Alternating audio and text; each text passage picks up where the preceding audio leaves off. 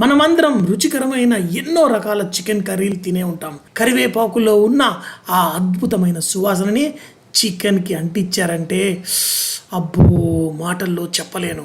అది తింటే లొట్టలేసుకుంటూ తినాల్సిందే. ముంచుకుంటూ దాన్ని తినాలి అంటే దానికి ఒక తాలింపు. ఈరోజు రెసిపీ కరివేపాకు చికెన్. తాలింపు వేసే ప్రతి ఇంగ్రీడియంటు మనకు తాలింపు పెట్టెలో ఉంటుంది, ఒక్క కరివేపాకు తప్పితే. ఎందుకంటే ఇది ఫ్రెష్గా కొమ్మను తుంచి వేస్తే దాని సువాసన అద్దిరిపోతుంది. ఈ చికెన్ మనం తయారు చేయడానికి ముందుగా మనం మసాలా తయారు చేసుకోవాలి.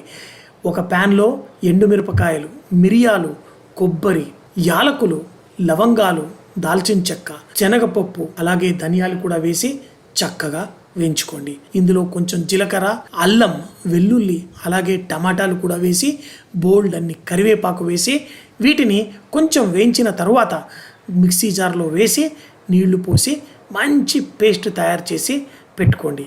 వేడి నూనెలో కొంచెం ఉల్లిపాయలు, కొంచెం ఉప్పు వేసి కొంచెం వేగిన తర్వాత మనం ఇందులో చికెన్ ముక్కలు, అలాగే కొంచెం పసుపు వేసి కొంచెం సేపు చికెన్ కుక్ అయిన తర్వాత మన కరివేపాకు పేస్ట్, అలాగే తగిన నీళ్లు పోసి చికెన్ చక్కగా కుక్ అయ్యేంత వరకు దీన్ని కలుపుతూనే ఉండండి. దీంట్లో మంచి మెరుపు వస్తుంది. తర్వాత దీనికి తాలింపు వేయాలి. వేడెక్కిన కొబ్బరి నూనెలో కరివేపాకు, పచ్చిమిరపకాయలు వేసి చిటపట్లాడుతున్న దాన్ని ఇది వేసేయండి. ఇది తినేటప్పుడు ఆ కొంచెం కొబ్బరి నూనె ఇలా తాకుతూ తింటూ ఉంటే నా సామి రంగా అసలు అబ్సల్యూట్లీ బుంబా అనే విధంగా ఉంటుంది. చేసుకోండి, తినండి, ఎంజాయ్ చేయండి.